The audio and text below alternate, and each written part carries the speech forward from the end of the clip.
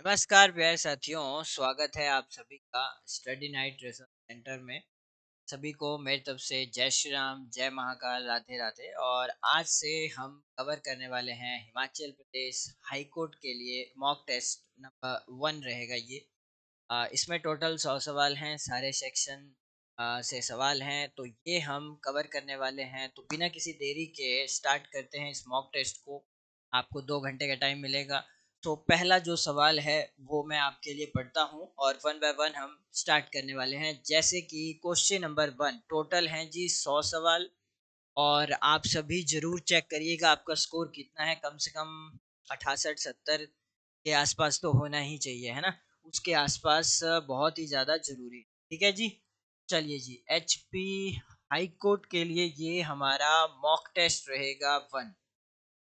बाकी अगर आपने बाय करने होंगे और तो आप नीचे कॉन्टैक्ट दिया है नंबर, यहाँ पे भी विजिट या कॉल कर सकते हैं, टेक्स्ट कर सकते हैं। पहला जो सवाल है जी वो है, which is the oldest national park in India? Kaziranga, Hemis, Rajaji और जिम कॉर्बेट नेशनल पार्क। देखो, इनके आंसर और एक्सप्लेनेशन आपको अलग से मिल जाएगी पूरे ही मॉक की। यहाँ पे हम सीधे नॉर्मल पेपर की तरह करेंगे। तो करेक्ट आंसर मैं यहीं लिख दूंगा बाद में। पीडीएफ आपको फ्री ऑफ कॉस्ट है, तो आपने ज्वाइन करना है व्हाट्सएप ग्रुप, है ना? Join our WhatsApp group for the free PDF. ठीक है, ये आपको मिल जाएगा। तो पहला जो सवाल था, इसका जो करेक्ट आंसर है वो हो जाएगा आपका, जो जिम कॉर्बेट नेशनल पार्क है वो, है ना? लैंग्वेज इंग्लिश ही रहेगी, आपको पता है, इसीलिए हिंदी नहीं है। दूसरा सवाल है, वेयर डज द मुर्रे और डार्लिंग रिवर फ्लो? याद करिए, वर्ल्ड ज्योग्राफी में हमने बहुत पढ़ा है। एक देश है और उस देश का नाम है एक्चुअली ऑस्ट्रेलिया। ठीक है, जहाँ पे आपने गिब्सन, सिम्पसन, बहुत सारे डेजर्ट भी पढ़े हैं। हाँ सर, है ना? और वो शहर एडिलेड, पर्थ, है ना, मेलबर्न। तो वो वैसा सवाल आ गया। मुर्रे और डार्लिंग जो नदियां हैं वो कहाँ फ्लो करती हैं? करेक्ट आंसर हो जाएगा ऑस्ट्रेलिया। तीसरा सवाल करते हैं, कौन से सी को हम टर्म देते हैं ओशियनिक डेजर्ट की? बताओ जरा। ये थोड़ी सी हिंट दूं तो ये आपका एटलांटिक ओशियन के पास ही है ये, और उसको एस शेप में है, वो याद करो जरा। बर्मुडा ऑफ ट्रायंगल यहाँ से ज्यादा दूर नहीं है। और इसका जो सही जवाब है वो हो जाएगा आपका ऑप्शन बी, यानी सार्गेसो सी। चौथा सवाल आपकी स्क्रीन पे ये रहा, क्वेश्चन नंबर 4 है जी। एक डैम, असवान एक डैम है। तो ये कौन सी नदी के किनारे या उसके ऊपर जो है वो बना हुआ है ना? On which of the following rivers, Nile, जायरे, Limpopo और जामबेंजी? वर्ल्ड की हिस्ट्री अगर आपने पढ़ी है, अफ्रीका कॉन्टिनेंट अगर पढ़ा है, तो आपने बिल्कुल सही, आप बिल्कुल सोच रहे हैं सर जी ये वही है ना? लेक विक्टोरिया से ये जो नदी है ऊपर की तरफ जाती है, यानी कि ये साउथ है तो ऊपर की तरफ, नॉर्थ की तरफ जाएगी। और फाइनली मेडिटेरेनियन जो सी है वहां पे ये, है ना? और दुनिया की सबसे लंबी नदी है ये, आप सभी को विदित ही है। और करेक्ट आंसर जो है, आप सबने सही फरमाया। करेक्ट आंसर यहाँ से हो जाएगा आपका ऑप्शन नंबर ए, नील नदी। पांचवा सवाल जी, हाईएस्ट रिवर के ऊपर डैम भारत का अभी तक यही है। हीराकुंड नाम है, भाखड़ा है, सरदार सरोवर डैम है, टेरी डैम है। क्या होगा इसका सही जवाब? देखो, स्टैच्यू ऑफ यूनिटी की बात आप करते हैं, नर्मदा नदी, ठीक है, वो पता हो आपको। भाखड़ा डैम हाईएस्ट है बट वो ग्रेविटी डैम है।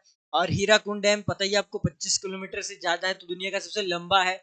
और रही बात रिवर डैम, तो ये डी हो जाएगा जी, करेक्ट आंसर डी, टिहरी बांध है ये। ठीक है, भागीरथी नदी पे बना है, आपको पता है ना? अलकनंदा और भागीरथी फिर फाइनली देव प्रयाग में जाके मिलती हैं, और वहां से गंगा नदी, है ना? 5 प्रयाग हैं टोटल उत्तराखंड में। गंगा ड्रेनेज सिस्टम आपको पढ़ाया है तो आपको पता लग जाएगा। छठा सवाल है, the mountain situated on the northern border of India इस, बताइए जरा इसको क्या बोलते हैं आप? नॉर्थ बॉर्डर पे भारत में जो माउंटेन है उसका कोई नाम है? अरावली, हिमालय, नीलगिरी और, तो ये सवाल भी आसान था। करेक्ट आंसर बी, क्योंकि इसी को तो आप हिमालय कहते हैं, हिमालयन रेंज हो जाएगा। सातवां सवाल ये रहा, which is the highest waterfall in India? लेकिन इन चारों में से उसका तो नाम नहीं है यहाँ, जो है 455 मीटर का जो आपको लिखवाया है। सिमसा है, होगनकल है, कोटा सलाम वाटरफॉल और जोग वाटरफॉल। ध्यान रखना, सरबती नदी के किनारे कर्नाटक राज्य में ये लोकेटेड है, और इसका सही जवाब है डी, जोगो वाटरफॉल। ठीक है, ये आंसर हो जाएगा। आठवां सवाल करिए कि कौन सी industry, in which of the following industries of India the maximum capital investment has been made in the public sector?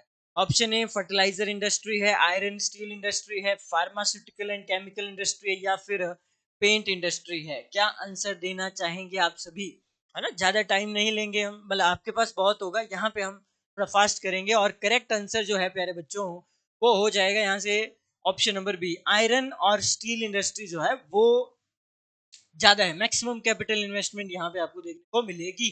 Question number 9 है, the rivers across the Himalayas are, मतलब हिमालय पार करके जो नदियां आती हैं वो कौन सी है? सतलुज, सिंधु, गंगा, ब्रह्मपुत्र, सिंधु, सतलुज, ब्रह्मपुत्र, सबको पता है वही 3 नदियां हैं सर जी, है ना। एक नदी उधर चली जाती है ब्रह्मपुत्र, और 2 नदियां इस तरफ आती है, सिंधु और सतलुज। तो यही ऑप्शन सबके सब करिए। करेक्ट आंसर जो है वो हो जाएगा आपका ऑप्शन नंबर बी। 10वां सवाल ये रहा, विच of the following is the largest fresh water lake in India? बहुत आसान सवाल है, क्योंकि दो आपने पढ़े, मैरीन होता तो चिल्का जो कि लेगून है उड़ीसा की वो, और ये जम्मू कश्मीर में है। और करेक्ट आंसर हो जाएगा इसका ऑप्शन नंबर डी, यानी कि बुलर झील। 11वां सवाल है, भारत के कौन से राज्य में ये पनियन और इरुला जनजाति रहती है? ट्राइब्स के ऊपर एक सवाल है, भारत की ट्राइब्स, ठीक है। और केरला में है ये इनका जो आप नॉर्मल हैबिटेट की बात कर सकते हैं यहाँ पे। तमिलनाडु में भी है, ऐसा भी नहीं है उधर नहीं है, बट ज्यादा हिस्सा केरला में है। तो आपका आंसर जो है वो सी हो जाएगा। आगे बढ़े, 12वां सवाल ये रहा, विच of the following cities is not situated on the bank of the river Ganga? देखो यहाँ चाहे रिवर गंगा हो, चाहे कृष्णा हो, गोदावरी, कावेरी, सारी नदियां हमने पढ़ ली हैं, है ना। गंगा के किनारे कानपुर, पटना, वाराणसी, तो दिल्ली नहीं है, क्योंकि दिल्ली साइड जो रिवर जाती है वो आपको पता है वो यमुना है ना। तो करेक्ट आंसर दे दिया आपने, ऑप्शन नंबर क्या दिया sir ji? D, D is the correct one. आगे बढ़े, यस सर आगे बढ़ते हैं। क्वेश्चन नंबर 13 ये रहा, the most important element of whether that affects agriculture in India, वो क्या हो सकता है? वो आपने फैक्टर बताना है, सबसे ज्यादा फसलों को खराब करता है, सही करता है, वो फैक्टर क्या हो सकता है? Temperature, humidity, Pawan, the wind, और रेनफॉल। तो ये आसानी है, आपको पता है भारत जैसे राज्य में या देश में रेनफॉल बहुत ही ज्यादा इंपॉर्टेंट है, ठीक है। Rainfall is very very important, crucial factor है ना। चलिए जी, डी आपने निकाल ही दिया। 14वां सवाल करो जरा, in which industry is it necessary to obtain a licence for investment? क्या लग रहा है भाई, कौन सी इंडस्ट्री हो सकती है जहां पे लाइसेंस जरूरी है? आप सीमेंट इंडस्ट्री स्टार्ट करना चाहते हैं, paper industry, machine tool industry, या सिगरेट? आपको लाइसेंस चाहिए यहाँ पे एक में, और वो है आपका ऑप्शन नंबर डी, यानी सिगरेट वाली जो इंडस्ट्रीज है वहां पे लाइसेंस का होना बहुत जरूरी है। 15वां सवाल करिए, कौन सी क्रॉप है, which crop has the largest cultivated area? कौन सी क्रॉप का कल्टीवेटेड एरिया सबसे ज्यादा है पूरे वर्ल्ड में? चाइना नंबर 1 है इसमें, और इंडिया नंबर 2 है इसमें। तो आपको पता ही होगा, ये व्हीट की बात हो रही है, गेहूं की बात हो रही है ना, वर्ल्ड। सो करेक्ट आंसर 15 का हो जाएगा जी, डी। 16वां सवाल है, who is known as the father of DNA fingerprinting in India? बताओ जरा, फादर ऑफ डीएनए फिंगरप्रिंटिंग कौन है भारत के? तो ये भी आसानी सवाल है, इसको आप कर लेंगे, डॉक्टर लालजी सिंह है। तो ये थोड़ा आ सकते हैं इस तरह से, हु इज हु में ये चीज पड़ जाती है। 17वां सवाल ये रहा, which state in India has the lowest per capita income at current prices? तो इसका जो आंसर है वो आपको विदित ही होगा, वो है बिहार, है ना, हमेशा चर्चा में भी रहता ही है। 18वां सवाल है हमारे पास, who prepare the draft of the Sarvodaya plan? कुछ सवाल हिस्ट्री के भी होंगे ही होंगे, नेशनल और इंटरनेशनल है दोनों, है ना, अफेयर से। तो बताइए जरा, एम एन रॉय थे, मनन नारायण थे, जयप्रकाश नारायण थे, सबको पता होगा, ऑप्शन नंबर डी यहाँ पे आंसर हो जाएगा, जयप्रकाश नारायण। और इनका वो संकल्प, इंदिरा गांधी जी की किताब, अगर आपको स्टोरी थोड़ी सी याद है। Question number 19, in which state is Kalol mineral oil excavation area located? Assam, Maharashtra, Gujarat और राजस्थान। कलोल नामक स्थान जो है वो गांधीनगर में आपने सुना होगा, तो जो कि आपका फिर कहाँ पे है सर जी? वो फिर गुजरात में होगा। सो करेक्ट आंसर जो है 19वें का वो हो जाएगा जी, सी। नेक्स्ट सवाल करें, 20वां सवाल है, by what other name is disguised unemployment known? Disguised unemployment को ही आप प्यारे बच्चों अंडर एम्प्लॉयमेंट भी इसको कहा जाता है। So correct answer should be option number A हो जाएगा। 21वां सवाल करो जरा। वो कौन थे who presided over the first session of the All India Trade Congress in Bombay in 1920? Nehru ji थे, बीवी गिरी थे, लाला लाजपत राय थे, या फिर एनएम जोशी थे? बताओ जरा, किसने किया था फर्स्ट सेशन इसका ऑल इंडिया ट्रेड कांग्रेस का 1920 में? तो इस पढ़ने तो आपको सारे ही पढ़ेंगे, जो भी प्रेसिडेंट हुए हैं इनके, जो अध्यक्ष हुए हैं, ठीक है। और यहाँ से करेक्ट आंसर हो जाएगा आपका ऑप्शन नंबर जो चैट कैरी है सी, यानी कि लाला लाजपत राय। 22वां सवाल है, द कॉन्स्टिट्यूशन ऑफ इंडिया में बजट को क्या कहते हैं प्यारे बच्चों? भारत का जो संविधान है इतना बड़ा है, रिटन कॉन्स्टिट्यूशन, बजट को जो लिखा जाता है वो होता है आपका एनुअल फाइनेंस स्टेटमेंट होती है जी वो। ऑप्शन नंबर यहाँ से सी हो जाएगा, C is the correct answer.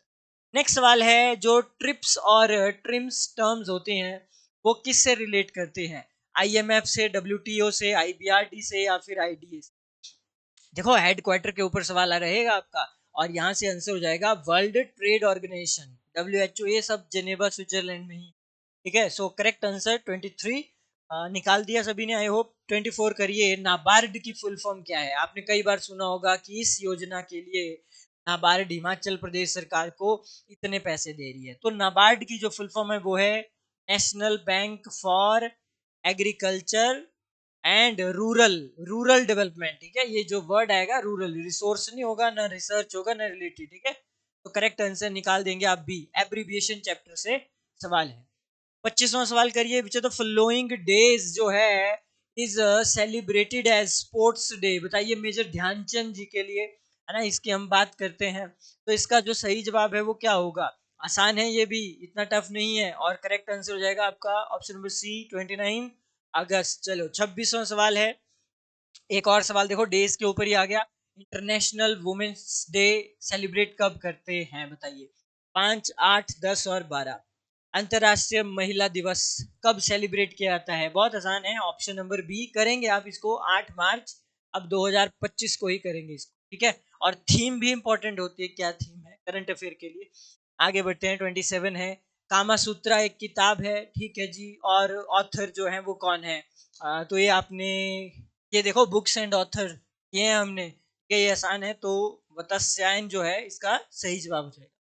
आगे है, जनपथ अवार्ड जो है वो कौन सी फील्ड के लिए दिया जाता है? कई बार सिंपल सा ही सवाल आ जाता है, कौन कौन सी फील्ड में दिया जाता है? नोबेल प्राइज है वो किस फील्ड में दिया जाता है ना, उस तरह से भी सवाल रह सकते हैं। रोमन मैक्सेस अवार्ड है, बहुत सारे। और इसका जो आंसर है वो है लिटरेचर की दुनिया में, साहित्य की दुनिया में जनपथ अवार्ड दिया जाता है। 29 है, रेशो बतानी है आपने, जो आपका ये नेशनल फ्लैग है, यस सर, इसकी लेंथ और विड्थ कभी तो आपने पढ़ा ही है जी सर, ये थोड़ी है बहुत मुश्किल। तो इसका जो आंसर है वो क्या हो जाएगा आपका? ऑप्शन नंबर बी, यानी कि 3:2 जो है वो है लेंथ और विड्थ की नेशनल फ्लैग ऑफ इंडिया। तो 29 क्वेश्चन सभी ने निकाल दिया, यस सर। 31वां सवाल करते हैं, 30वां। Who is the first women president of India? मतलब भारत की पहली महिला। देखो first first male, first first female, GK में पढ़ के जाना ही पड़ता है ना। तो बताइए, फर्स्ट वुमेन प्रेसिडेंट पूछा है तो आप सीधे सीधे इसको कर देंगे option number A, Pratibha Devi Singh Patil, है ना, 12 तक ये। 31वां सवाल है जी, who was the first governor general of India? ये देखिए वो वाली लिस्ट है ना। पहले बंगाल के बनते थे, फिर फाइनली भारत के बनने स्टार्ट हुए। इंडियन पॉलिटी में भी पढ़ते हैं इनको, चार्टर एक्ट से लेके जब नेक्स्ट हम पढ़ते हैं ना ईस्ट इंडिया कंपनी कैसे कैसे आई। तो first governor general of India जो रहे वो थे आपके option number C, lord William Bentinck. इस क्वेश्चन को गलत बिल्कुल भी नहीं करना। 32वां सवाल है, भारत की फर्स्ट न्यूक्लियर रिएक्टर जो है उसका नाम क्या था? नरायरा था, कायगा था, ककरपर था, या फिर अप्सरा था? और ये मुंबई में है, सो करेक्ट आंसर हो जाएगा ऑप्शन नंबर ई, अप्सरा। ठीक है, तारापुर आपने सुना होगा, ठीक है, वो भी आपको ध्यान में हो। Who who is the longest road bridge in India? ये हमने किया हुआ है, बहुत इंपॉर्टेंट है, ठीक है। बहुत पहले तक महात्मा गांधी पटना वाला ही होता था, है ना, गंगा, लेकिन ब्रह्मपुत्र पे बना है ये, आसाम में है आई थिंक, और इसका जो नाम है वो है ढोला हजारिका, है ना, इसको भूपन हजारिका सेतु भी कहते हैं। और 9 पॉइंट कुछ है, आप जरूर चेक करिए, 9 से ज्यादा ही है ये किलोमीटर में। सो करेक्ट आंसर निकाल दिया, क्योंकि हमें तो बस उतना सा ध्यान रहे, क्योंकि जीके काफी वास्ट है, कितना ही याद करेंगे आप। ऑप्शन नंबर ए हो जाएगा यहाँ से सही जवाब। ठीक है, 34वां सवाल करिए। माउंट एवरेस्ट पे सबसे पहली बार जो चढ़े, जिन्होंने चढ़ाई की, कौन थे, है ना? Who is the first person to meet on the mount Everest, Everest summit के लोग? शेरपा, तेंजिंग और sir Edmund Terry, both A and B. और इसका आंसर एक्चुअली दोनों ही हो जाएंगे, ठीक है, ये दोनों के दोनों ही थे। एक न्यूजीलैंड से थे और एक नेपाल से ही, ठीक है। सो सी, दोनों पहली बार, आपने सुना ही होगा ये तेंजिंग शेरपा का नाम। आगे बढ़े, 35वां सवाल है, what is the name of the parliament of India? वैसे तो देखो संसद बोलते हैं, ठीक है, बट उसकी ट्रांसलेशन इंग्लिश में क्या होगी? अगेन वो फिर पार्लियामेंट ही होगी ना। क्या होता है ना ऐसा, पार्लियामेंट ये भारत का तो यही है, लेकिन इसराइल या वहां पे अलग देशों में अलग अलग नाम है, वो जरूर पढ़ने हैं। चलो जी, 36वां सवाल करें। नेशनल एनिमल ऑस्ट्रेलिया का बताना है। अभी आपने देखा होगा भारत और ऑस्ट्रेलिया के बीच में एक क्रिकेट सीरीज हुई, जिसको बीजीटी कहते हैं, टेस्ट मैच की, जिसको हम हार गए, है ना? तो कई बार सुना होगा कि कंगारू कंगारू ने ये किया वो किया, है ना? तो करेक्ट आंसर जो है वो हो जाएगा बी, ठीक है, कंगारू है। आगे बढ़े, 37वां सवाल है, नेशनल सिंबल बताना है भारत का। बहुत सारे नेशनल सिंबल है, एक नहीं है, बट इन चार में से एक जरूर। इंग्लैंड है ऑप्शन में, लायन है, चांद तारा है और अशोक पिलर है। डेफिनेटली आपका जो ऑप्शन ए है वो यहाँ से हो जाएगा। जैसे द गंगा रिवर, जो डॉल्फिन है, का डॉल्फिन कह लो उसको चाहे, ठीक है, वो नेशनल एक्वाटिक एनिमल है हमारा। वैसे और भी हैं नेशनल नेशनल, तो वो सारे ही हैं। अब ऑप्शन में क्योंकि एक ही था, तो एक आंसर हो जाएगा। अब आपने बताना है which of the following is a north Indian dance. देखो डांस तो हमने किए हुए हैं, आंसर किए हुए हैं, राज्यों के भी किए हुए हैं सारे के सारे, और जो आपके क्लासिकल डांस है वो भी आपने किए हुए हैं। कौन सा कहाँ से? कथक, कथकली, कुचिपुड़ी, ओडिसी, वो सारे ज्यादा टफ नहीं है। और यहाँ से यूपी में ये होता है, तो आपका आंसर हो जाएगा कथक, ठीक है, कथकली और ये मोहिनीअट्टम ये केरला के हैं, ठीक है। और ये बाकी तो स्टेट के नाम पे ही है, तो वो टफ नहीं है। 39 पे है, भारत के in which Indian state is the 100 drums festival? सुना है आपने ये त्योहार, है ना? अब कल्चर के ऊपर सवाल है, मेंशन भी है, इवन क्या कल्चर पे पूछ सकते हैं। उत्तराखंड, मेघालय, हिमाचल और पंजाब, क्योंकि ये नॉर्मल जीके, इसके बाद एचपी जीके भी आ जाएगा। कोई आंसर देना चाहे इसका, तो इसका आंसर जो है वो क्या होगा? हेलो, बताइए जरा। और जो करेक्ट आंसर है, भारत में 100 ड्रम्स फेस्टिवल जो सेलिब्रेट होता है जी, वो आपका मेघालय है। करेक्ट आंसर जो है वो हो जाएगा आपका ऑप्शन नंबर बी, ठीक है। आगे बढ़े, 40वां सवाल। ये बताइए, ये म्यूजियम हेडक्वार्टर, ये हेडक्वार्टर में ही पड़ेगा या इंपॉर्टेंट प्लेसेस में सवाल पड़ेगा ऐसा? सलारजंग म्यूजियम लोकेटेड है भारत में, और ये लोकेटेड है आपकी तेलंगाना की जो राजधानी है जी, ऑप्शन नंबर सी, यानी कि ये लोकेटेड है हैदराबाद में, ठीक है, कर लिया। आगे बढ़ते हैं, 41। How many languages were originally included in the 8th schedule of the constitution? 14, 15, 16 और 18। बहुत आसान सवाल है, स्केड्यूल आपने पढ़े हैं सर जी, 12 ही हैं। उसमें से जो 8th स्केड्यूल होता है उसी में ही भाषाएं हैं 22, लेकिन स्टार्टिंग में 22 नहीं थी। स्टार्टिंग में प्यारे बच्चों सिर्फ और सिर्फ कितनी थी सर जी? 14 ही थी। ये सबसे आसान सवाल है। चलो जी, अब स्टार्ट करते हैं। एचपी जीके के लगभग 30 सवाल आपको आएंगे। हाँ यस सर, 30 आएंगे। और 30 सवाल देखते हैं अब कैसे हैं। तो which major river of Himachal Pradesh has form the Kangra और कुल्लू की घाटियां? ये कौन सी नदियां हैं? तो ये नदी तो आपको पता ही है, करेक्ट आंसर यहाँ से हो जाएगा ये ब्यास है। दूसरा सवाल ये रहा कि बिगेस्ट ग्लेशियर, हिमाचल प्रदेश का सबसे बड़ा ग्लेशियर कौन है? तो ये सर आसान है, ये लाहौल स्पीति में आएगा, चंद्रा घाटी में आएगा, और इसका जो नाम है वो हो जाएगा आपका बड़ा शिगड़ी ग्लेशियर। छोटा यही है ना? और लगे हाथ वो छोटे छोटे और ग्लेशियर जो है वो भी, पेराड हो गया, है ना, कुल्टी हो गया, पाचा हो गया, वैसे ठीक है जी, ध्यान रखना है। लेकिन 44 है, in which district of Himachal Pradesh is Mulgan valley located? Mulgan घाटी, जैसे स्पेल वैली रोहडू की, इस करंट अफेयर में चर्चा में थी, है ना, क्योंकि वहाँ वो हुआ भुंडा महायज्ञ हुआ इतने सालों बाद। तो ऐसे ऐसे मुलगन वैली पे सवाल है। खैर इसका आंसर आप दे देंगे ऑप्शन ए, किन्नौर में है। 45 है, कौन सा दर्रा which pass connects Lahaul region with Bharmour area of Chamba. अगर मैं लाहौल का, ये मान लीजिए उदयपुर है और ये मान लीजिए चंबा है। प्यारे बच्चों, यहाँ पे हमने सीरीज ऑफ पासिस पढ़े हुए हैं, है ना। छोबिया पास यहीं पे है, सिप्टिंग पास यहीं पे है, दुग्गी यहीं पे है, कुगती यहाँ पे है, तराटी भी यहाँ से थोड़ा थोड़ा दूर है वैसे वो, अब चलो आ ही जाएगा इसमें, है ना। छोबिया छोमू करके वैसे पास आपने पढ़े हुए हैं, तो ये कर ही लेंगे ना। ऑप्शन से देखो निकाल दिया, यस से निकाल दिया, ऑप्शन नंबर सी है। बाकी रिवीजन ज्यादा से ज्यादा दीजिए। 46 है, कौन से temple, which temples caretaker is Thakur and priest is lama. अब ये कल्चर पे सवाल है और करेक्ट आंसर हो जाएगा आपका जो त्रिलोकीनाथ टेम्पल है, एक मंडी में भी है और एक आपका लाहौल स्पीति में भी है ना, जैसे मृकुला देवी का मंदिर जो आपने पढ़ा है पेंट्रू।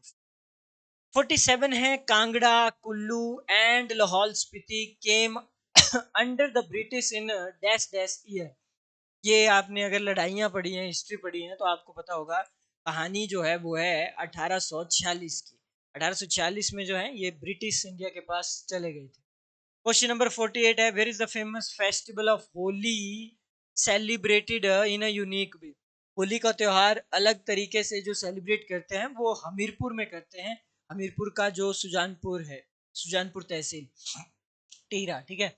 49 है, चंद्रताल एक लेक है, ठीक है। ऐसी बहुत सारी लेक आपने पढ़ी हैं, में से एक ये लेक है चंद्रताल लेक। आज सिंपल सा ही सवाल है सर, कहाँ पे है, सो करेक्ट आंसर 49 का हो जाएगा ऑप्शन नंबर डी। नेक्स्ट सवाल, लाहौल स्पीति या which district is Kahluri spoken. देखो लैंग्वेज और डायलेक्ट के ऊपर सवाल बन सकता है ना, जैसे आपने दर्दी और पिसाची के बारे में जरूर, जहाँ से जन्म हुआ है अकॉर्डिंग टू ग्रियर्सन, है ना। वेस्टर्न पहाड़ी में हम आते हैं और कहलूरी जो भाषा है वो आपके बिलासपुर में बोली जाती है। ये आसान है, यहीं पे थोड़े टफ वर्ड भी आ सकते हैं। चितकुल डायलेक्ट कहाँ पे है ना वैसे। 51 है, whose descendants are Gujjars believed to. आपको पता है ये स्केड्यूल ट्राइब है, यस सर स्केड्यूल ट्राइब्स है, और इवन मेंशन हुआ है ये हूणों से हैं। ऑप्शन नंबर बी हो जाएगा करेक्ट आंसर। नेक्स्ट सवाल है 52, which area of Himachal Pradesh receive the sufficient rainfall to grow various types of crop. सबसे ज्यादा बारिश कहाँ होती है सर, धर्मशाला। नहीं मतलब यहाँ से करो, पांगी या मंडी, लाहौल स्पीति, किन्नौर, चंबा और कांगड़ा। सर अब कांगड़ा में ही है धर्मशाला, हमें मजबूरन जाना पड़ेगा ऑप्शन नंबर डी के साथ, तो चंबा और कांगड़ा हो जाएगा आंसर। फिर आता है 53, which river is the Hurla का नाला अ ट्रिब्यूटरी ऑफ। हुरला का नाला बता सकता है कोई बच्चा, ये हुरला का नाला कहाँ पे पड़ता है। प्यारे बच्चों, एक बजौरा खड्ड भी आपने पढ़ी है, बजौरा खड्ड जो है वो ब्यास में पड़ती है, हुरला का नाला भी वहीं पे है, और करेक्ट आंसर हो जाएगा ये ब्यास की ट्रिब्यूटरीज हैं, है ना। लास्ट टाइम आप देखिए बाकली खड्ड के ऊपर भी सवाल आया था, वो पंडो में मिलती बाकली खड्ड, ठीक है, दो में जाके ब्यास में मिलती है। वैसे ही आपने उससे वो पहले आपने पढ़ लिया, लारजी में सैंज आती है, तीर्थन आती है, और बहुत सारी नदियां जो हैं, अलाइन, दुगन, नाला मिलते हैं इसमें, ठीक है। ड्रेनेज सिस्टम तो हिमाचल का पढ़ना ही पड़ेगा। 54 है, Marcela esculenta is commonly called, इसको क्या कहते हैं, गुच्ची, मशरूम, बटर मिल्क और शैमो। बहुत ही ज्यादा महंगी होती है, और करेक्ट आंसर हो जाएगा आपका ऑप्शन नंबर ए। 55वां सवाल है, in which year doctor Y S Parmar forestry and industry university जो है नौनी में ये स्थित है, सोलन डिस्ट्रिक्ट में है ये, ठीक है। ओच घाट से 2 किलोमीटर आगे ही है ये, और ये एस्टेब्लिश हुई है कब। तो इसका करेक्ट आंसर हो जाएगा ऑप्शन नंबर सी, 1985 में, है ना, 1985। नेक्स्ट सवाल, 56वां सवाल आपकी स्क्रीन पे, who is known as the frontier Gandhi of Himachal Pradesh. तो हु वाला आएगा, हु वर्सेस हु, तो ये आपने काफी बार पढ़ा है, आसान है, भज्जू राम को बोलते हैं फ्रंटियर गांधी। क्वेश्चन नंबर 57 है, Indian institute of advance studies कहाँ पे है लोकेटेड, बताओ। तो ये ऑब्जर्वेटरी हिल में है सर, वो तो ऑप्शन नहीं है, तो एक ऑप्शन है समर हिल साइड, तो वो वही वाली साइड, ठीक है। काफी बार पूछा है, हेडक्वार्टर में आपसे पूछ भी सकते हैं। क्वेश्चन नंबर 58 है जी, जो फेवरेट डेटी यानी देवता इन हिमाचल जो होते हैं वो किसके देवता होते हैं, वो आपने बताना है। तो डेटी किसके होते हैं, ये ज्यादा टफ नहीं है ना। पर्सन मतलब व्यक्ति होता है, ग्राम देवता होता है ना, वैसे वैसे ये कल्चरल एस्पेक्ट से सवाल है। क्वेश्चन नंबर 59 है, आपने बताना in which year was the publication of Hindi daily Divya Himachal started, है ना। दिव्या हिमाचल का प्रकाशन जो है 1997 काफी बार हमने किया है, क्योंकि हमने एचपीजीके की ब्लोखरा सीरीज भी की हुई। अगर आप में से किसी को नहीं पता है तो आप एचपीजीके के 5000 एमसीक्यू बाय कर सकते हैं, जिसमें हिस्ट्री सारी ही चीजें हैं, ठीक है। ये सारे के सारे, ठीक है, बहुत अच्छी सीरीज थी। आगे बढ़ते हैं 60, which state is Pong dam कहाँ पे है, तो ब्यास नदी के किनारे है पोंग डैम। और ये ज्यादा टफ सवाल आपके लिए होगा नहीं, करेक्ट आंसर हो जाएगा, क्योंकि आपने बताना है कहाँ, तो ये हमारे ही राज्य में होता है, हिमाचल प्रदेश। 61 है, who is the author of Shimla अतीत और वर्तमान। शिमला यानी पास्ट एंड प्रेजेंट के ऑथर कौन है, तो बुक्स एंड ऑथर्स बहुत सारे हैं, 60-70 हैं, उनमें से एक सवाल डेफिनेटली आपको आएगा ही आएगा, और यहाँ से जो आंसर है वो हो जाएंगे एडवर्ड जे बक, जो है option number D. D is the correct answer.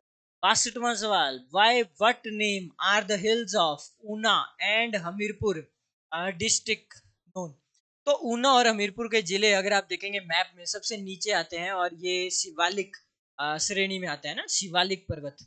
आपने काफी बार पढ़ा है इनको, मेनाक पर्वत कहते हैं, उसके बाद धौलाधार है, मौलक पर्वत कहते हैं, धौलाधार पीर पंजाल से टकराती है बड़ा बंगाल में, यस सर, फिर ग्रेटर हिमालयन रेंज, और लास्ट में जांस्कर रेंज, फिर लद्दाख हो जाएगी, फिर काराकोरम, है ना, हिंदू कुश है, पामीर का पठा। तो मैप आपके सामने होना चाहिए, और आपने रिवीजन अच्छे से किया होगा, तो ये सारी चीजें टिप्स पे चल रही होंगी आपके। चलिए जी आगे बढ़ते हैं, 63 है हमारे पास, साइंस भी मेंशन है सिलेबस में, उससे भी कुछ सवाल होंगे। तो टीबिया और फिबुला, ये बोन्स हैं, वैसे कहाँ पे पाई जाती हैं, कर लेंगे आप, ये लेग में होती है, ऑप्शन नंबर है सी। 64th है, largest gland in human body, ये भी बहुत इंपॉर्टेंट है ना। हिंदी में लैंग्वेज तो इंग्लिश ही होगी, क्या बोलते हैं इसको, यकृत कहते हैं। लार्जेस्ट ग्लैंड है बाइल, आपने जरूर सुना होगा, फैट्स की इमल्सिफिकेशन में हेल्प करता है, और करेक्ट आंसर हो जाएगा आपका ऑप्शन नंबर बी, लीवर। उसके बाद है वाटर की मैक्सिमम डेंसिटी कितनी होती है, ये आप केमिस्ट्री में भी पढ़ते हैं बहुत बार, और मैक्सिमम जो होती है वो होती है अप टू 4 डिग्री सेंटीग्रेड, है ना। 65th का आंसर निकाल दिया। आगे बढ़े तो साइंटिफिक स्टडी ऑफ लिविंग्स को क्या कहते हैं, जो लिविंग जीव जंतु हैं, है ना, उनको जो कहा जाता है, जो टर्म है वो है आपकी बायोलॉजी, ऑप्शन नंबर बी। और इसी से एक और क्वेश्चन देखो हमारा क्या आ गया, बायोलॉजी जो टर्म है वो हमने ड्रिवन की हुई है कहाँ से, लेटिन, इंग्लिश, ग्रीक और फ्रेंच। ध्यान रखना ये डेड लैंग्वेजेस हैं, मतलब एक बार जो चेंज ही नहीं होगा, अब उनको बदल नहीं सकते हैं। जैसे इंग्लिश है, इसको चेंज किया जा सकता है, कल को कोई और सिनोनिम एंटोनिम रिप्लेस कर देगा वर्ड, लेकिन लेटिन और ग्रीक ऐसी भाषाएं होती हैं जो कि डेड लैंग्वेजेस कहलाई जाती है, दैट इज वाई का जो आंसर है वो हो जाएगा आपका ऑप्शन नंबर सी। 68 है, according to modern system of taxonomy living organisms have been classified into dash dash dash. ये सबको पता होगा, ये 5 किंगडम में डिवाइडेड है। किंगडम मोनेरा आता है ना, बैक्टीरिया वगैरह, बैक्टीरिया सैनो बैक्टीरिया वाला। किंगडम प्रोटिस्टा आता है, फिर उसमें आपने मलेरिया पढ़ा हुआ है, मेजरली प्लाज्मोडियम। फिर आपका किंगडम फंजाई आता है ना, मशरूम वगैरह वो, फंगस। और उसके बाद प्लांटे आ जाता है, प्लांट्स, जिम्नोस्पर्म, एंजियोस्पर्म, उसमें आपने पढ़े होंगे। और किंगडम एनिमल्स में आपने इनवर्टिब्रेट्स और वर्टिब्रेट्स को पढ़ा होगा, है ना, नॉन कॉर्डेट्स और कॉर्डेट्स, और उसमें भी क्लासेस हैं बहुत सारे लास्ट में, है ना, क्लास मेमेलिया, मैमल्स हैं हम। चलिए जी, ऐसा सवाल था। 69 है, who appoints the chief election commissioner. आजकल इलेक्शन, लास्ट टाइम भी 2024 में इलेक्शन हुआ है ना, लास्ट ईयर, तो फिर है वो आपकी लोकसभा का। सेम वे में इनको जो है सब अपॉइंट्स कौन करते हैं, अपॉइंट, सॉरी अपॉइंट्स लिखा है, तो ये आंसर होगा आपकी द्रौपदी मुर्मू, है ना, प्रेसिडेंट। और आपको पता हो ये करंट अफेयर्स में मिनिस्ट्री किस किसके पास कौन है ना, कौन है इलेक्शन कमिश्नर ऑफ इंडिया, तो वो भी आपको पता हो। और ये रहा जी हमारा जीएस सेक्शन से आखिरी सवाल है, प्रेजेंटली हाउ मेनी स्केड्यूल्स जो हैं are there in the Indian constitution, कितने हैं सर जी, आसानी है, 12 ही हैं, है ना, 11वां 12वां पता ही है, पंचायती राज व्यवस्था वाला तो आपने किया, और 12वां शहरों के लिए, ठीक है। तो ये थे हमारे 70 सवाल। अब इसके बाद हम कंप्यूटर के करेंगे 10 सवाल, और फिर आपको रीजनिंग करवाएंगे मुकेश सर, ठीक है। तो ये रहा मेरा फर्स्ट क्वेश्चन, कहो चाहे 71 कहिए, MS वर्ड में a number printed above the base line उसको क्या कहा जाता है? और ये बहुत इंपॉर्टेंट है क्योंकि आप प्री क्लियर करेंगे तो उसके बाद आपकी लैंग्वेज का भी पेपर है ना, हिंदी इंग्लिश, ठीक है जी। तो ये है आपका ऑप्शन ए, यानी कि सुपर स्क्रिप्ट इसको कहते हैं। क्वेश्चन नंबर 72 है, which of the following is not a Windows application ही नहीं है इनमें से? नोटपैड, कैलकुलेटर, वर्ड पैड, ये विंडोज की खुद की है बट ट्वीट बॉट नहीं है, तो डी आंसर हो जाएगा। तीसरा सवाल है, ये तो आप देखो, एक तो फुल फॉर्म पे आता ही आता है, किसी का भी पूछ सकते हैं। So what is the full form of TCP?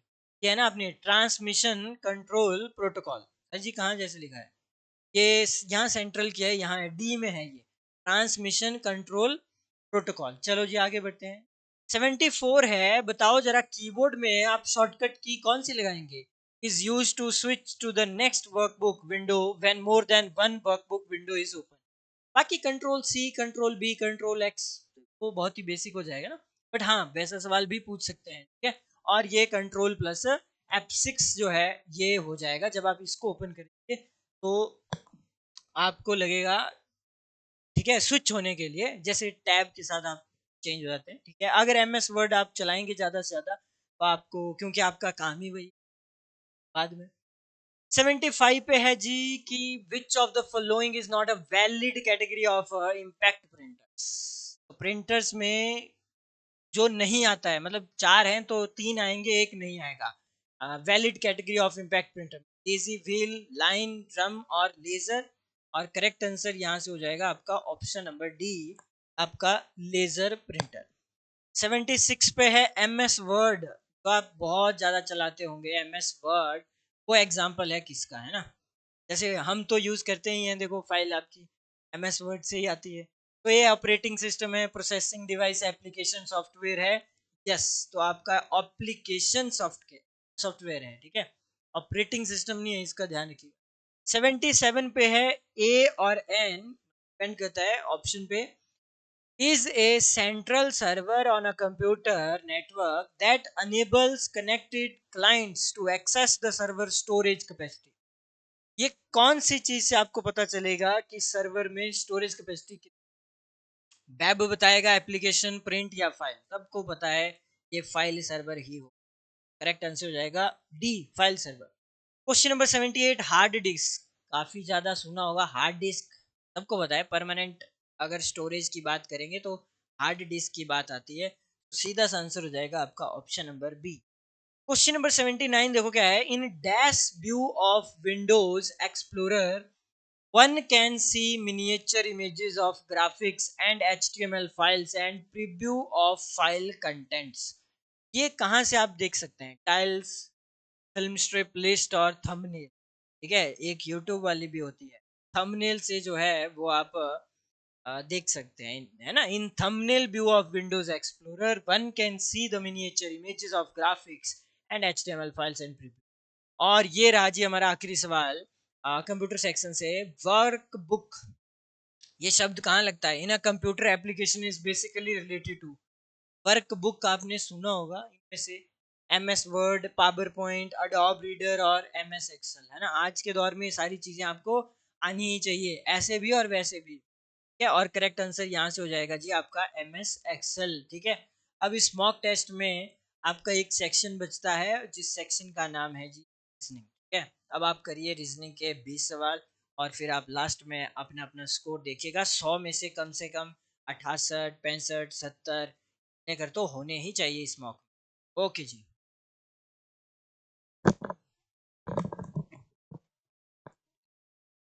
Hello hello, नमस्कार। चलिए जी, तो 80 सवाल आपने कर लिए हैं जीके और कंप्यूटर को मिलाकर। अब 20 सवाल बचे हैं रीजनिंग के, तो 20 सवाल अभी हम सॉल्व करेंगे बिना किसी देरी के साथ। चलिए जी, तो पहला सवाल है आपकी स्क्रीन पर ये। तो ये सवाल है आपका डायरेक्शन, आपका ब्लड रिलेशन से। ब्लड रिलेशन का सवाल है भाई, जल्दी से बनाइए इस सवाल को। तो सवाल बोलता है, these questions are based on the following information, there are 8 members, A B C D उनके नाम देके रखे, in a family. A is a grandfather of F and father of C. B is the mother of G. E is the mother of F and wife of C. G is the sister of C. D is the mother of E. F is the sister of H. तो आपसे पूछता है how G is related to H, तो ये सवाल आपसे पूछा गया। चलिए जी इसको सॉल्व करते हैं आप जल्दी से। 81 नंबर सवाल में पहली लाइन में क्या बोलता है, तो पहली लाइन में बोलता है भाई कि A is the grandfather of F. A जो है वो ग्रैंड फादर है, तो ग्रैंड फादर कैसे होगा, अगर ए ग्रैंड फादर है, इसका कोई बेटा होगा, ठीक है, और इसका भी बेटा कौन है, एफ है। A is the grandfather of F, F का जो दादा कौन है, ए है। एंड फादर ऑफ सी, अब एंड लगाए तो मतलब ए की बात कर रहा है, तो ए जो है सी का फादर है और एफ का क्या है, दादा है। आगे बोलता है B is the mother of G, अभी बी और जी का कोई डेटा हमारे पास नहीं है।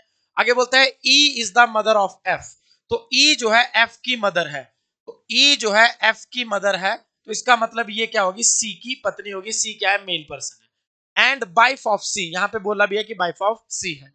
आगे बोलता है जी इज द सिस्टर ऑफ सी, अब जी जो है वो सिस्टर है किसकी, जी, जी और सी आपस में क्या है, सिस्टर, तो ये क्या है, सिस्टर, भाई नेगेटिव हो गया। आगे देखो जी वाली लाइन थी कि B is the mother of G, अगर बी जो है मदर है किसकी, जी की, तो बी मदर सी की भी होगी, मतलब ए की पत्नी का नाम क्या है, बी, और बी मदर किसकी है भाई, जी की, और दोनों किसकी, सी की। आगे बोलता है D is the mother of E, अब डी जो है मदर है किसकी, ई की, ठीक है, D is the mother of E, E की मदर कौन है भाई, डी है। ये ऐसे बोल रहा है। आगे बोलता है F is the sister of H, F जो है सिस्टर है किसकी, एच की, F is the sister of H. ये बन गया आपके पास डायग्राम। अब आपसे पूछा गया है कि how G is related to H, तो जी का संबंध एच के साथ क्या है, तो भैया एच की बहन है एफ, एफ के पिता है सी, सी की बहन है जी, तो मतलब एच के पिता की बहन हम कैसे क्या बोलते हैं, बुआ बोलते हैं। आपके पापा की जो बहन होगी हम उसको क्या क्या बोलते हैं, आप बुआ बोलते हैं, पर इधर क्या बोलेंगे, आंटी। तो आंट जो है इस सवाल का सही उत्तर होगा ऑप्शन नंबर ए, ऑप्शन नंबर ए 81 का राइट आंसर है। चलिए जी अगला सवाल देखते हैं। अगला सवाल कोडिंग एंड डिकोडिंग का सवाल है। ये सवाल थोड़ा अच्छा सवाल है, अच्छी लैंग्वेज है इसमें और अच्छी ट्रिक छिपी हुई है। आपको बोलता है कि प्लेट, PLATE, प्लेट को कोड किया है 32,876, ब्लेंड को कोड किया है 52,694, तो आपसे डेंटेड, DENTED, डेंटेड का कोड आपसे ये पूछ रहा है। अब बेटा जी अगर आप ध्यान से देखें, तो अगर मैं बोलूं देखो प्लेट, PLATE, प्लेट, तो प्लेट को कोड किया है भाई इन्होंने 32,876, 32,876, ठीक है। वैसे इन्होंने ब्लेंड, BLEND, ब्लेंड, तो ब्लेंड को कोड किया है बेटा जी यहाँ पे 52,694। अब बच्चे क्या करेंगे, कोडिंग में होता है कि आप नंबर चेक करते हैं ना, नंबर देखते हैं कि यार पी तो भैया 16 नंबर होता है, 16 का 3 बना है, एक नंबर का 8 बन गया, कुछ अलग से। तो ये पता क्या है कि जो इसमें ऐसा कोड है, ऐसे सवाल भी पेपर में आते हैं, ध्यान रखना है कि जो लेटर यहाँ पे लिखा गया है ना, इसके सामने जो नंबर है ना उसको रिप्रेजेंट कर रहा है। अगर आप ध्यान से देखेंगे ना, देखो अगर आप ध्यान से देखेंगे तो यहाँ ई लिखा है और ई के नीचे 6 लिखा है, यहां भी देखो ई लिखा है, ई के नीचे 6 लिखा है ना। यहाँ पे देखो एल लिखा है, एल के नीचे 2 है, तो एल का कोड क्या है, 2 है। तो हमें पूछा है देखो डेंटेड, DENTED, डेंटेड, ठीक है, TED।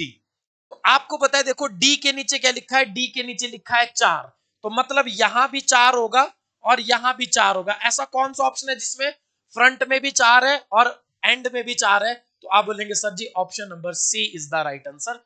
पूरा आंसर निकालने की जरूरत नहीं होती है, टाइम भी बचाना होता है। अगर आप देखेंगे ध्यान से तो ई के नीचे क्या है, देखो 6 लिखा है, एन के नीचे क्या लिखा है, एन के नीचे 9 लिखा है तो 9 लिख दो, फिर टी के नीचे 7 लिखा है तो 7 लिख दो, ई के नीचे 6 लिखा है तो 6 लिख दो, तो यही बन गया ना, देखो 46 97 64, 46 97 64, that means option number C is the right answer. तो यहाँ पे जो यहाँ पे लेटर लिखा है उसके नीचे जो नंबरिंग है उसको रिप्रेजेंट कर रही है, कोई कोडिंग नहीं है कि ई का 6 बना दिया, ए का 8 बना दिया, ऐसा नहीं।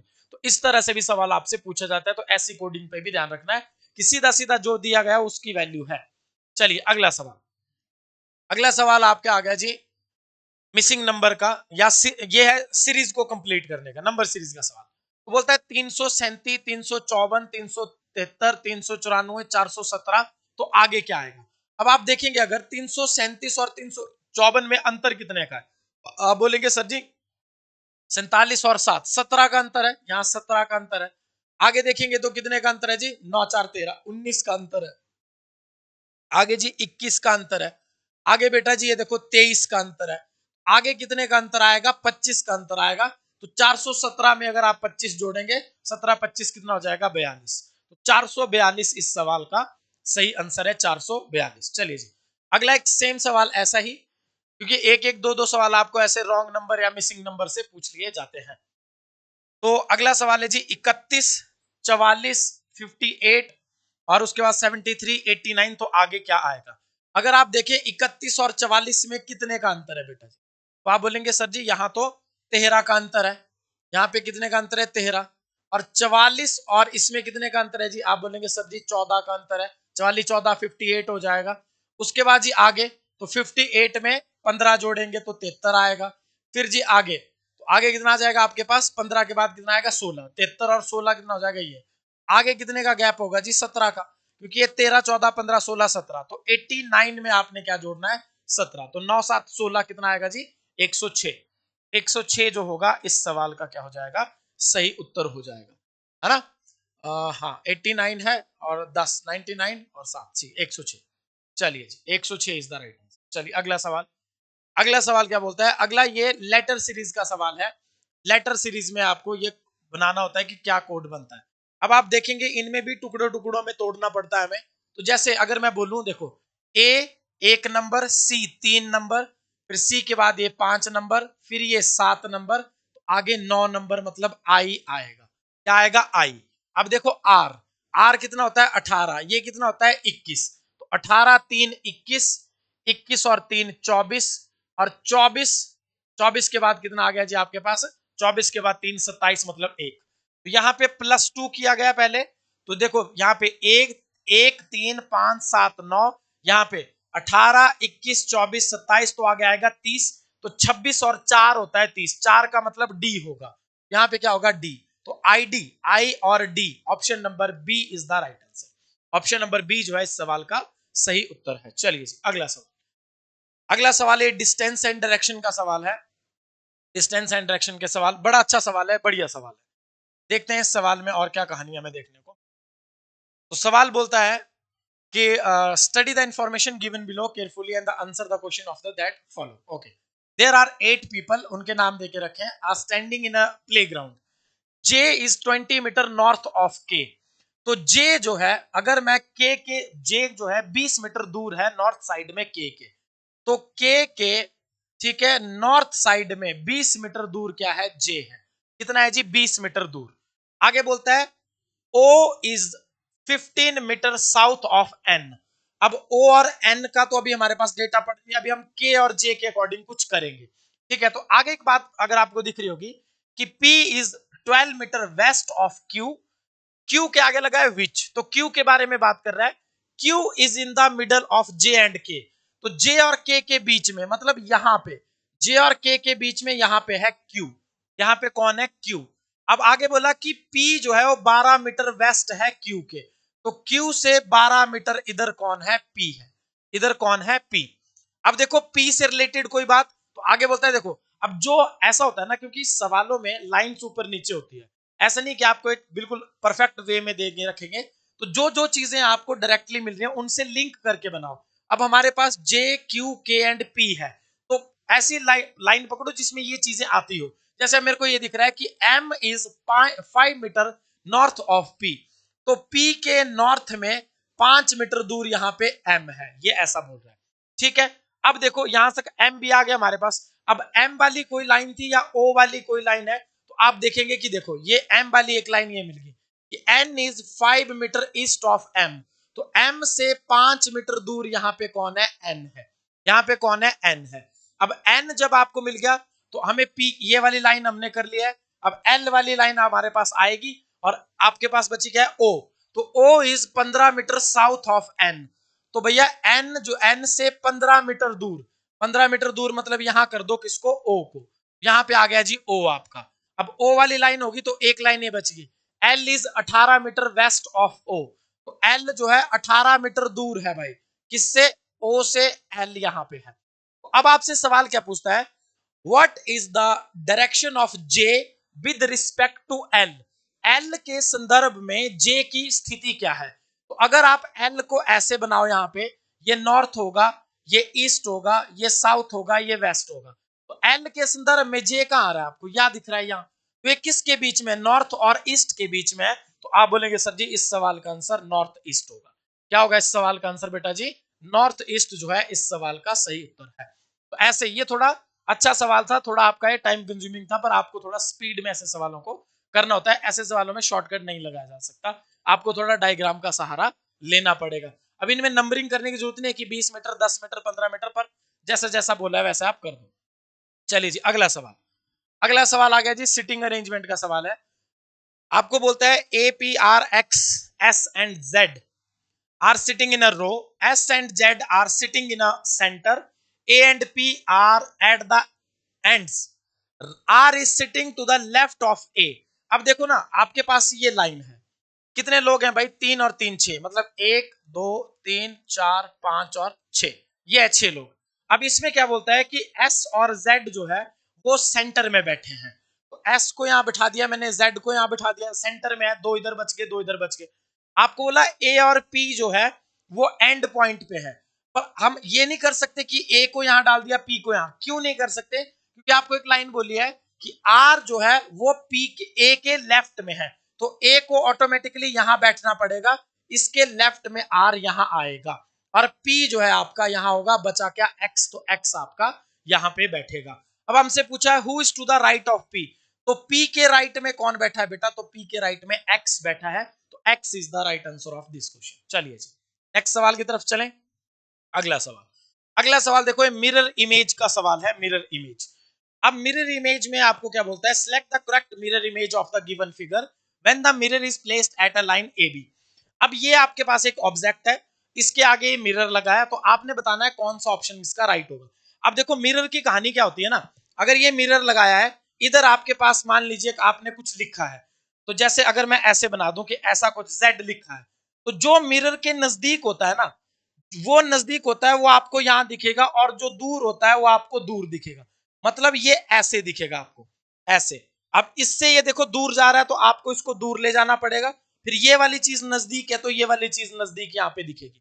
तो जो मिरर के नजदीक होती है वो नजदीक दिखेगी, जैसे ये नजदीक है तो नजदीक दिखेंगे, ये वाला कोना दूर है तो ये यहां दिखेगा, ये वाला डंडा यहाँ पे है तो ये वाला यहाँ पे दिखेगा। तो इस हिसाब से हम क्या करते हैं, मिरर इमेज फॉर्म करते हैं। अगर आप देख पा रहे होंगे तो इस वाली आकृति में हमें सबसे पहले ये 3 डंडे दिखाई देंगे, मतलब अगर हम जब डायग्राम बनाएंगे तो ये 3 डंडे सबसे पहले हमें दिखेंगे, बीच में सर्कल दिखेगा। अब देखो इस वाले ऑप्शन में तो डंडे ऊपर की तरफ हो गए, ये गलत है। इस वाले ऑप्शन में देखो डंडे नीचे की तरफ है और ये सेंटर से उल्टा हो गया, तो ये भी गलत है। अब ये वाला ऑप्शन और ये वाले ऑप्शन में हमें चेक करना है, मतलब सी और बी ऑप्शन तो हमारे गलत है, दिख रहे हैं। अब सर जी आपने बोला कि जो नजदीक होगा नजदीक दिखेगा, तो देखो ये वाली लाइन, ये वाली लाइन, ये वाली लाइन, ये तीनों लाइन आपको दिख रही है। यहाँ पे सेंटर से ये चीज दिख रही है, और ये वाले इधर को दूर है, और ये वाले दूर हैं, पर ये वाले इसमें पास है। ये वाले 2 खाने देखो पहले दिख रहे हैं, यहाँ पे ये बाद में दिख रहा है, तो ये वाला गलत होगा, क्योंकि जो नजदीक है वो नजदीक दिखेगा। तो आप बोलेंगे sir ji option number A जो होगा इस सवाल का सही आंसर होगा, this is the mirror image. ये होता है मिरर इमेज का कहानी, कि जो चीज नजदीक है वो नजदीक दिखेगी, और जो दूर है वो दूर दिखेगी। यहाँ पे देखो नजदीक वाली ये वाला डंडा यहाँ दिख रहा है, ये वाला वहां दिख रहा है, 2 लाइन पीछे है, तो यहाँ पे भी 2 लाइन पीछे ही दिख रही है। तो ऐसे आप इसको फॉर्म करते हैं। चलिए जी अगला सवाल, अगला सवाल है सिलोगिज्म का सवाल है। तो सिलोगिज्म के सवालों में भी बड़ी कहानी होती है, क्योंकि आपको थोड़ा ध्यान से इनको करना होता है। अब देखो इस सवाल में क्या बोलता है, अब इसका वेन डायग्राम बनता है, वेन डायग्राम से ये सॉल्व होती है चीजें। आपको स्टेटमेंट देके रखी है only a few E R D. जब बेटा जी ओनली का यूज कर दिया ना, तो ऐसे ऐसे होता है कि some E R D, few का मतलब क्या है, कुछ, मतलब कुछ ई जो है वो डी है। तो हम क्या बोलते हैं कि मान लीजिए ये ई है, तो इसमें से कुछ हमने क्या बना दिए डी, मतलब ये ई है तो ये इतना सा पार्ट जो बच गया डी बन गया। पर अगर यहाँ पे ओनली लगा है, तो ओनली का मतलब है कि केवल सिर्फ ये वाला हिस्सा ही ई और डी को बता रहा है कि कुछ, only a few E R D, तो सिर्फ इतने से जो ई है वही डी है, बाकी नहीं है, ओनली लगा है। तो उस वजह से अगर सम होता तो हमें फिर ये रिवर्सिबल जाना पड़ता है। आगे बोलता है सम ई आर एन, तो कुछ ई जो है वो एन है, तो कुछ ई जो है एन है, मतलब इतना सा हिस्सा क्या है, एन है। अब कंक्लूजन क्या दे रहा है कि सम एन आर ई, तो बेटा जी तब पहले इसने बोला कि कुछ ई जो है एन है, अब बोल रहा है कि कुछ एन ई है, तो दोनों बातें ठीक है, सेम जो इसने पहले बोली उसको रिवर्स करके बोल रहा है, तो ये बात तो बिल्कुल सही है। आगे बोलता है सम ई आर नॉट डी, तो आपको पता है कि ई और डी वाले में ओनली लगा है, सिर्फ इतने से ई ही डी है, तो इसने बोला कि सम नहीं है, तो ये वाले जो साइड में बच गए ये नहीं होंगे, क्योंकि ये क्या है, केबल ही लगाया है, तो मतलब ये दोनों कंक्लूजन क्या है, सही है। तो आप बोलेंगे sir ji both conclusion are right.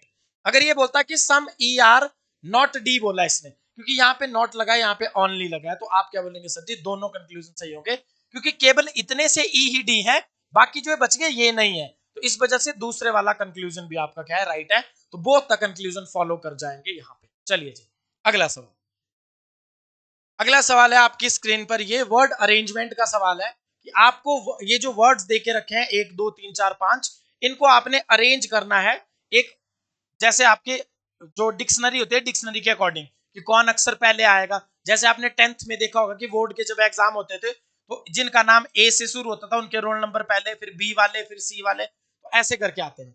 अगर आप देख पा रहे होंगे यहाँ लिखा है, देखो डी ई इसमें भी है, देखो डी ई सब, इसमें भी डी ई है, इसमें डी आई है, इसमें डी ई है, इसमें डी ई है, तो एक बात तो पता लग गई कि ई, देखो डी तो सब में है, अब ई ई, अब ई के बाद आता है आई, मतलब जैसे आप अंग्रेजी बनवाला पढ़ते हैं तो ई के बाद आता है आई, तो मतलब क्या हुआ कि जो आई वाला होगा ना वो सबसे लास्ट में आएगा, क्योंकि यहाँ पे भी ई है, यहाँ पे भी ई है, यहाँ पे भी ई है और यहाँ पे भी है, तो मतलब ये जो 3 नंबर वाला है ना ये सबसे लास्ट में होगा, तो 3 नंबर वाला अगर सबसे लास्ट में होगा तो ऑप्शन सी और ऑप्शन डी गलत है, क्योंकि यहाँ 5 और 2 लिखा है, तो उत्तर यहाँ पे होगा।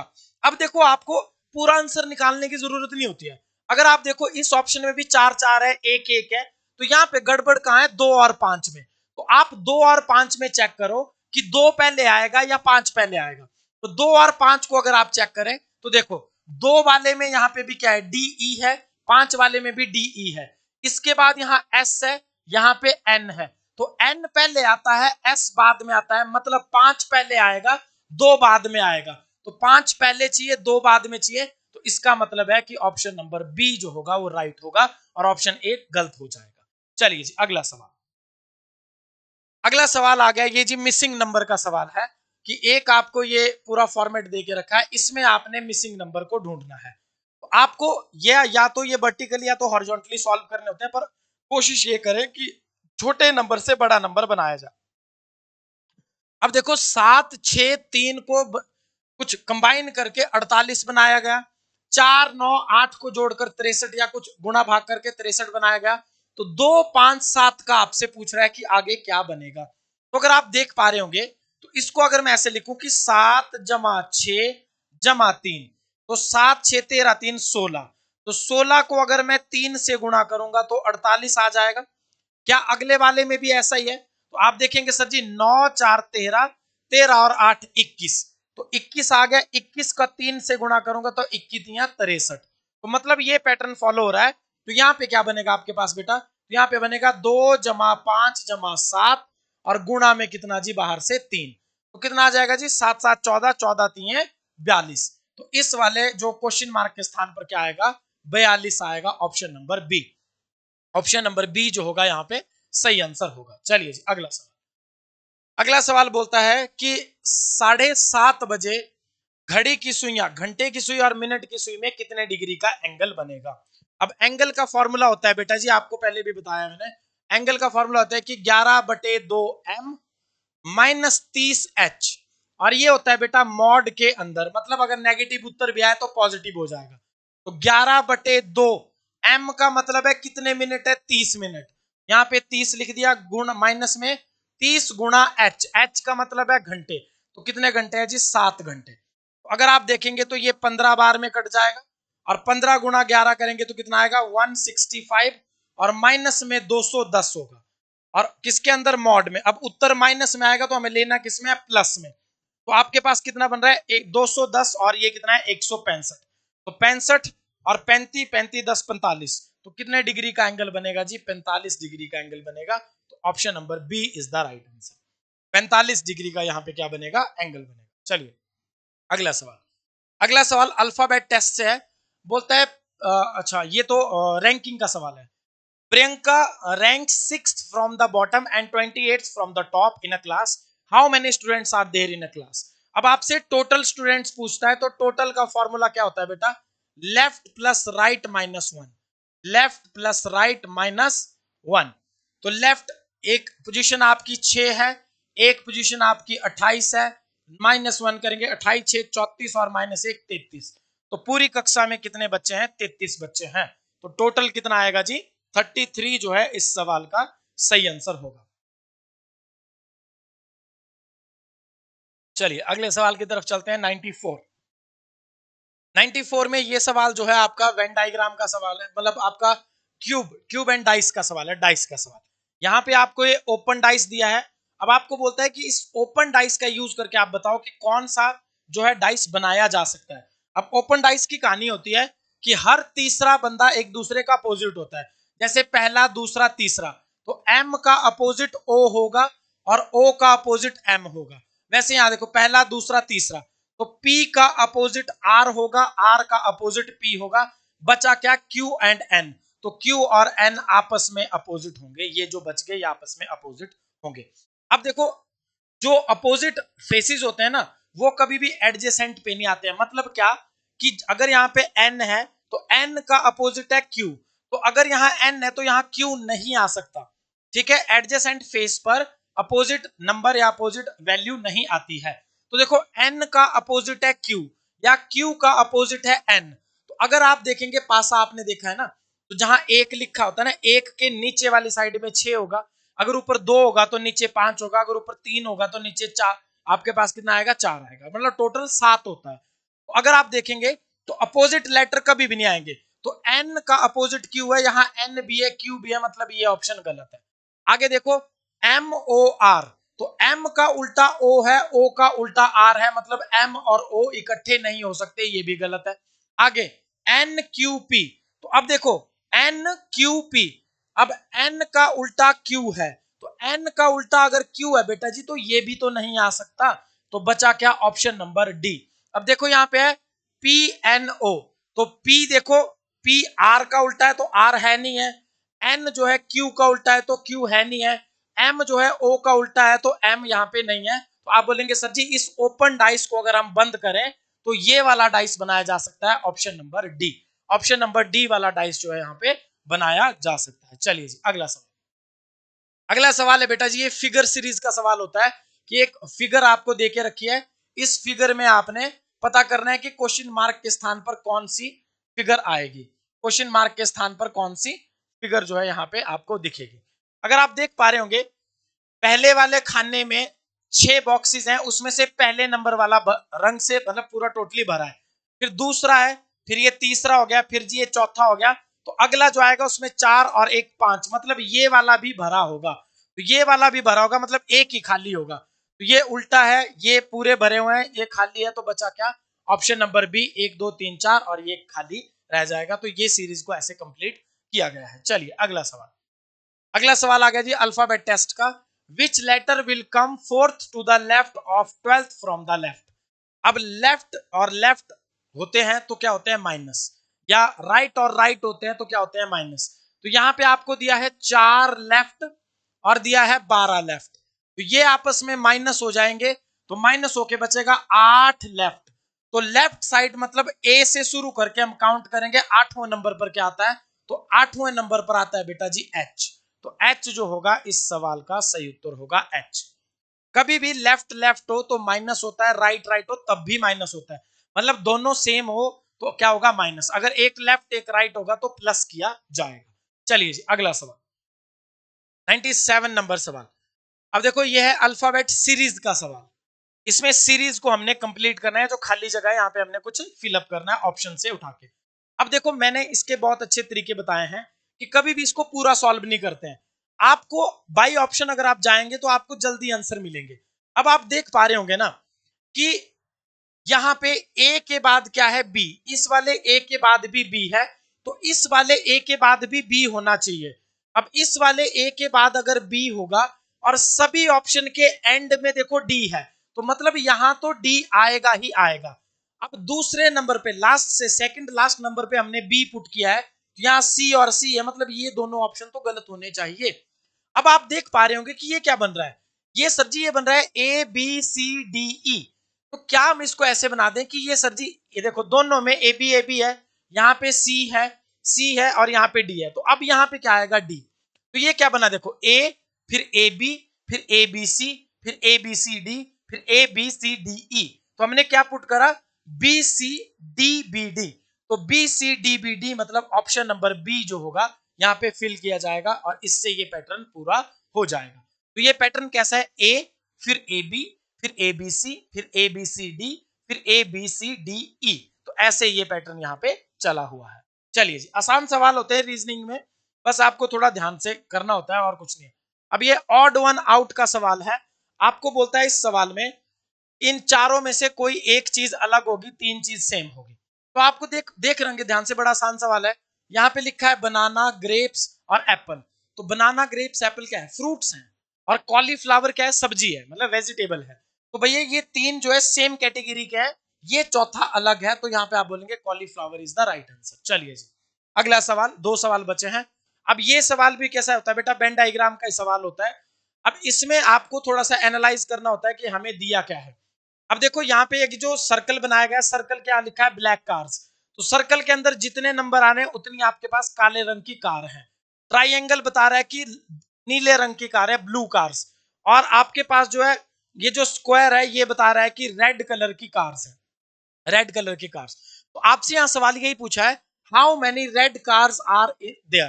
तो अब रेड किस में आएंगी, सिर्फ स्क्वायर के अंदर होगी, सिर्फ स्क्वायर के अंदर। तो स्क्वायर के अंदर 5 भी दिख रहा है, 6 भी दिख रहा है, 8 भी दिख रहा है, 14 भी दिख रहा है। तो आप खुद देखिए कितना बन रहा है भाई टोटल। तो आप बोलेंगे सर जी 8 6 14, 14 14 28, 28 और 5 33। तो रेड कलर की जो गाड़ियां हैं वो कितनी है, 33 है। कितनी है, 33 है। तो ऐसे इनको काउंट करते हैं। पर कई बार ये भी पूछ लिया जाता है कि ऐसी कितनी कारें हैं जो लाल भी है और काली भी है। तो लाल और काली का मतलब हो गया जो इसके अंदर भी आ रही है और इसके अंदर भी आ रही है। तो 14 और 5 हम ऐसे करते हैं काउंट इनको, तब हम इनको ऐसे बताएं।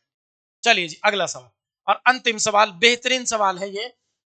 अब ऐसे सवालों में ना, अब कई सवाल तो होते हैं कि जिनमें आप शॉर्टकट मार सकते हैं कि सर जी शॉर्टकट लगा दिया हमने, क्योंकि ऐसे सवालों में शॉर्टकट भी बन जाते हैं। अब कई सवाल होते हैं आड़े तिरछे। अब इस वाले सवाल में क्या बोलता है कि एक वर्ग के अंदर ये सारी लाइंस है, डायगोनल्स है। तो आपने बताना है कि इस वाली आकृति में टोटल कितनी त्रिभुज बनेंगी। अब ऑप्शन देखो कितने हैं, 20 21 22 23, मतलब सबसे कम 20 है। तो 20 तो इसमें होंगी, मतलब इतना तो सोचो। बस आपको देखना है कि कितनी है। अब एक तरीका तो ये होता है ना कि आप इसको तोड़ दो। तोड़ने का मतलब क्या है, देखो ना, जो आपको डायरेक्टली दिख रही है ना उनको तो आप लिख दो कि सर जी ये तो हमें डायरेक्टली दिख ही रही है, ये तो हमें डायरेक्टली क्या है, दिख रही है। अब अगर देखो इनको करने का तरीका क्या है कि इसको आप नाम दे दो ए, इसको नाम दे दो बी, इसको नाम दे दो सी, इसको नाम दे दो यहाँ पे डी, इसको नाम दे दो आप यहाँ पे ई। ठीक है, और इसको नाम दे देते हैं जहां पे ज्वाइंट है, ये हो गया एफ वाला ज्वाइंट, ये वाला ज्वाइंट हो गया जी वाला ज्वाइंट, और ये वाला हो गया जी एच वाला ज्वाइंट। ये मैंने इनके नाम दे दिए है ना। अब देखो जो हमें डायरेक्टली दिखती है ना वो हम क्या कर सकते हैं, डायरेक्टली काउंट कर सकते हैं। देखो हमें दिख रहा है कि ये 1 नंबर, ये 2 नंबर, ये 3 नंबर, ये 4 नंबर, ये 5 नंबर, ये 6 नंबर और ये 7 नंबर। ये जो खाली दिख रहा है ये थोड़ी ना ट्राइंगल है, देखो ऐसी थोड़ी ना होती है ट्राइंगल। तो 6 तो हमें दिख रही हैं, 6 तो हमें दिख रही हैं। अब आप देखो अगर 6 आपको दिख रही है तो सर जी हम बोल सकते हैं कि हमें क्या क्या दिखेगा। और तो हमें एक देखो एक ट्राइंगल दिख रही है ए बी और एफ।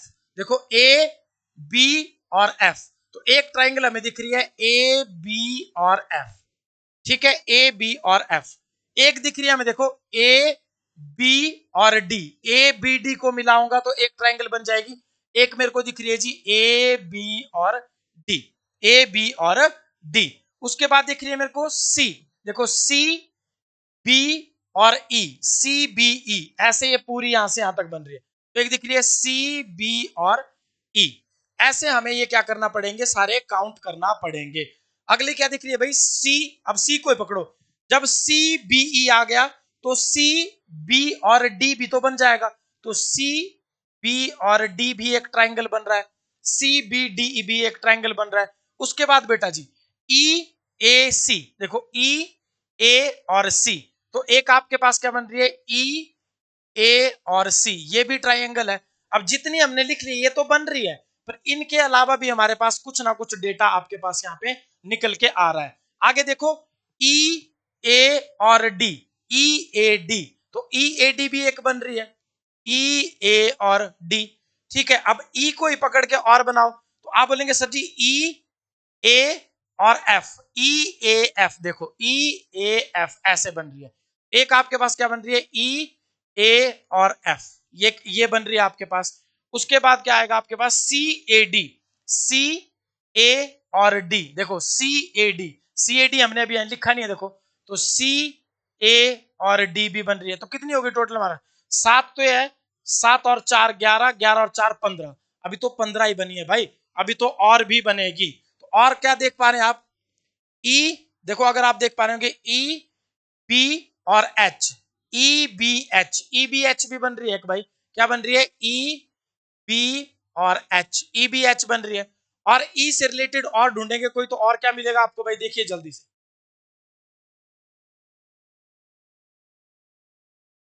ई बी डी दिख रही है कोई, ई बी और डी, तो ई बी डी भी दिख रही है भाई, देखो ई बी और डी, ई बी डी भी एक ट्राइंगल है।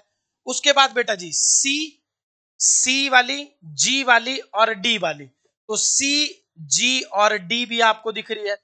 उसके बाद बी, बी वाली, फिर जी वाली और डी वाली, ये भी दिख रही है। तो क्या दिखा आपको, बी जी और डी भी आपको दिख रही है, बीजीडी भी दिख रही है आपको, है ना। अब देखो ये कितनी होगी पूरी, 6 आप 7 है, 7 4 11, 12 13 14 15 16 17 18 19 बन गई। 19 जब ये बन गई, तो अब आप ध्यान से देखेंगे, तो अब इसमें देखो ये भी छोटी छोटी इन दोनों को मिलाकर भी बनेगा। अब होता क्या है ना, देखो आप एक बात को समझना कि ये तो हमने बेसिक से बनाया कि ऐसे हम इनको कर सकते हैं। अगर आप देखो ऐसे एक ट्राइंगल हो ना, अगर मान लीजिए एक ट्राइंगल ऐसे है, देखो एक ट्राइंगल अगर ऐसे हो और इसको मैं 2 भागों में काट दूं, तो आप बोलेंगे सर जी 1 2 और 3, तो इसका शॉर्टकट होता है तीनों को जोड़कर, मतलब इस आकृति में टोटल 6 होंगी। तो ये जो आपको 1 2 3 दिख रहा है ना, इस वाली पूरी ट्राइंगल को देखो ऐसे, जिसमें 1 2 3 है, तो इन तीनों को मिलाकर टोटल कितनी, 6 बनेंगी। जैसे ये मैंने आपको यहां पे बताया। अब वैसे अगर मैं दो इस वाली को देखो, बी जी और डी को देखो, बीजीडी, बीजीडी में क्या है कि बीजीडी तो आपकी एक पूरी बन के आ जाएगी, और 4 और 5 में मिलाकर एक और एक्स्ट्रा आपके पास बनेगी।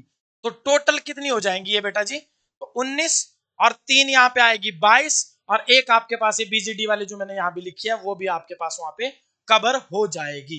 तो टोटल कितनी बनेगी यहाँ पे 23, तो टोटल 23 ट्राइंगल होंगी इसमें। टोटल कितने ट्राइंगल होंगी बेटा जी, 23 ट्राइंगल होंगी। अब इसको आप क्या करेंगे ना, अलग अलग करके भी कर सकते हैं। जैसे एग्जांपल से मैं आपको बताऊं कि ये ऐसे बना है, देखो ये ऐसे बना है कि ये आपके पास पहले ऐसे था, ये आपके पास एक वर्ग था, वर्ग में पहले हमने क्या किया, एक डायगोनल यहां से डाला और एक डायगोनल यहां से डाला था, ऐसे था, ऐसे डाला गया था ये ऊपर को। तो अगर आप ध्यान से देखेंगे ना, तो आप बोलेंगे सर जी 1 2 3 4 तो यहां बनती है। उसके बाद देखो, अगर ये वाली तो हमने बना दी, अब एक ये वाली ये पूरी, ये हमने उधर लिख दी है, 5 यहां से आएगी, 6 ये नंबर आएगा, 6 ये नंबर आएगा, तो 6 तो इसमें आपको दिख जाती है। फिर एक लाइन इन्होंने और तोड़ी है, यहां से यहां को ले आए हैं ऐसे लाइन, तो फिर इसके टुकड़े और हो गए। एक लाइन यहां से यहां को जोड़ दिया, तो यहाँ पे भी टुकड़े हो गए। तो ऐसे अलग अलग करके भी काउंट किए जा सकते हैं, पर कोशिश ये करो कि आप इनकी क्या कर दो, नेमिंग कर दो। जैसे मैंने यहाँ पे नेमिंग कर दिया इनकी, तो ये ट्राइंगल टोटल बनकर कितनी आएंगी, 23 बनकर आएंगी। तो टोटल कितनी होंगी, 23 ट्राइंगल आपके पास होंगी। तो ये थे आपके रीजनिंग के 20 सवाल। ये वाला सवाल मैंने थोड़ा टफ डाला था ताकि आप ऐसे सवाल कर सके। अगर आप देखें ना, तो इसमें देखो एक डायगोनल ये है, एक डायगोनल ये है, यहां से मैंने इनको जोड़ के बना दिया, इनको जोड़ के मैंने लिख दिया है। अब देखो मैंने बोला ना यहां से 1 2 3 से 6 बनेगी, तो वैसे आपको दिख रही होगी, देखो कि 1 और 2 के मिलाओ तो ए सी और जी भी बनेगा। तो ए सी जी तो मैंने देखो कहीं भी नहीं लिखा है, तो एक आपके पास ACG आएगा ऐसे। अब ACG जब आ गया तो फिर 2 और 3 को मिलाकर क्या बनेगा, AH और B बनेगा। तो AHB देखो मैंने कहीं नहीं लिखा है, तो AHB मतलब अगर आपको ऐसे नहीं देखना है, 6 वाले काउंट नहीं करना है, तो आप इनको अलग अलग कर दो। तो एक देखो AC और B भी है, तो ACB मैंने कहीं नहीं लिखा है, देखो AC और B, ये भी आपके पास ऐसे ही बनेंगे पूरे। यहां पे भी देखो कि आपके पास बन रही है BG और F, BGF है 4 नंबर, BFD है भैया 5 नंबर, इन दोनों को मिलाकर भी बनेगी BGD, तो BGD मैंने यहां लिखा है देखो। तो ये पूरी ऐसे करके टोटल कितनी बनेगी, 23 बनेगी, 23। 23 ये टोटल होंगी इस वाली आकृति में। तो ये थे आपके रीजनिंग के 20 सवाल। अब आपसे मुलाकात करेंगे नेक्स्ट सेशन में, तब तक के लिए बहुत बहुत धन्यवाद। जय हिंद।